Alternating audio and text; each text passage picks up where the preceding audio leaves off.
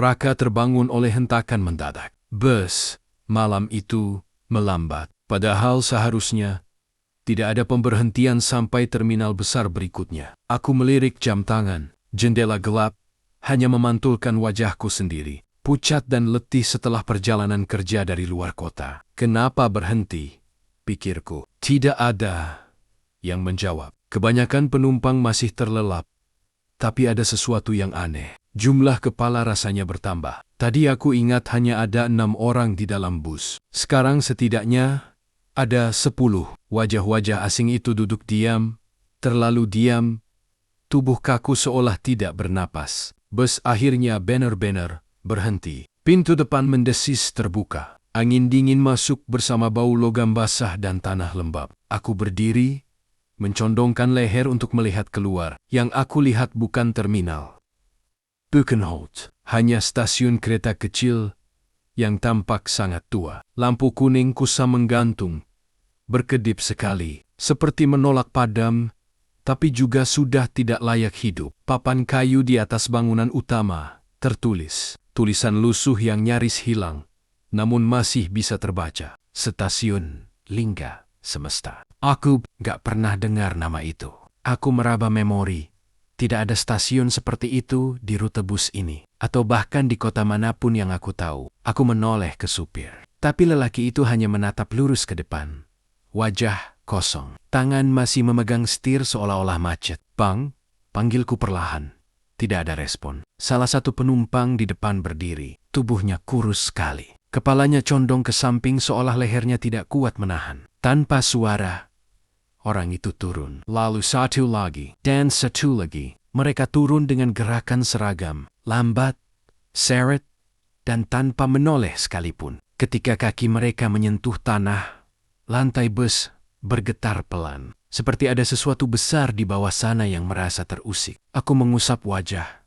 Hatiku mulai dipenuhi rasa tidak nyaman yang menekan dada. "Pak, jangan turun." Bisikan seorang tapi aku nggak tahu dari mana asal suaranya. Wanita di kursi di seberang menoleh padaku perlahan. Terlalu perlahan, seperti engsel berkarat. Matanya hitam penuh, tanpa kilat, tanpa fokus. Mulutnya bergerak pelan, bibir kering retak. Sudah sampai ia bicara lirih. Aku mundur. Aku menekan bel panik, berharap supir bereaksi. Tidak ada suara bel, hanya denting kecil seperti benda logam jatuh jauh di dalam perut bus. Dari luar terdengar peluit kereta panjang, rendah, menembus tulang. Bus berguncang halus. Aku melihat keluar. Kabut tipis mulai mengalir dari rel-rel tua. Cahaya lampu stasiun meredup, lalu membesar seperti kunang-kunang raksasa yang sekarat. Lantai peron tampak lembab. Bercak-bercak gelap, seperti bekas air. Atau darah lama yang terserap kayu puluhan tahun lalu. Kereta muncul perlahan. Bukan kereta modern, bodi logam legam, kusam, berkarat, jendela sempit, seperti mata yang mengintai. Roda kereta bergerak tanpa suara, terlalu halus, seperti meluncur di atas tanah bukan rel. Pintu kereta terbuka, tidak ada penumpang turun. Penumpang bus yang sudah keluar naik satu persatu, tetap tanpa suara. Tidak ada tiket, tidak ada petugas, hanya mereka dan kegelapan dalam gerbong. Ketika pintu hampir menutup, penumpang terakhir, seorang anak kecil dengan baju putih kotor, berhenti di pintu. Ia berbalik, menatap aku. Matanya merah kusam, seperti terkena iritasi parah atau menangis terlalu lama. "Jangan terlambat," katanya dengan suara serak dan datar. Seperti pita suaranya dipaksa bekerja setelah lama mati. Pintu menutup. Kereta bergerak kembali.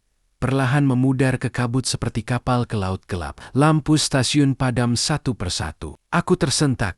Tubuhku setengah gemetar. Aku kembali menghampiri supir dan mengguncang bahunya. "Tolong jalankan. Kita harus pergi dari sini." Supir menoleh. Kepalanya bergerak patah-patah dan wajahnya berubah. Bukan menjadi monster. Bukan menjadi sesuatu yang tidak manusiawi. Justru lebih mengerikan. Kosong. Datar, sedingin batu nisan, semua dapat giliran. Bentak seseorang. Tapi aku hanya menatap kosong. Aku mundur ke ujung bus. Jendela kini menunjukkan sesuatu yang berbeda. Bukan stasiun tua, bukan rel, hanya lahan hitam luas dan pohon kering yang setiap cabangnya tampak seperti tangan manusia patah. Di kejauhan, bayangan kereta yang baru saja pergi menyatu dengan kabut, lalu hilang sama sekali. Lampu bus berkedip, mesin menyala kembali sendiri. Pintu menutup keras seperti mulut yang lapar. Aku ingin kabur tapi si Hulimas. Bus bergerak lagi, melaju kegelapan yang tak punya ujung. Di bangku depan, tempat penumpang tadi duduk, kini kosong. 8 kursi, 8 penumpang hilang. Di bangku kosong paling pinggir, sebuah tiket kertas tua tergeletak. Tinta sudah hampir pudar.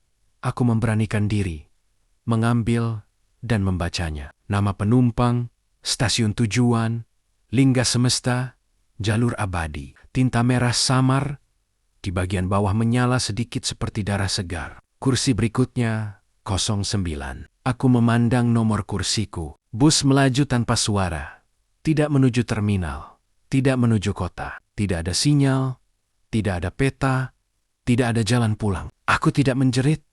Suara tidak berguna lagi. Aku hanya memejamkan mata, merasakan udara semakin dingin, dan napasku semakin berat. Seolah dunia ini menutup perlahan, menunggu satu hal, giliran berikutnya. Dan di kaca jendela, pantulan wajahku perlahan berubah.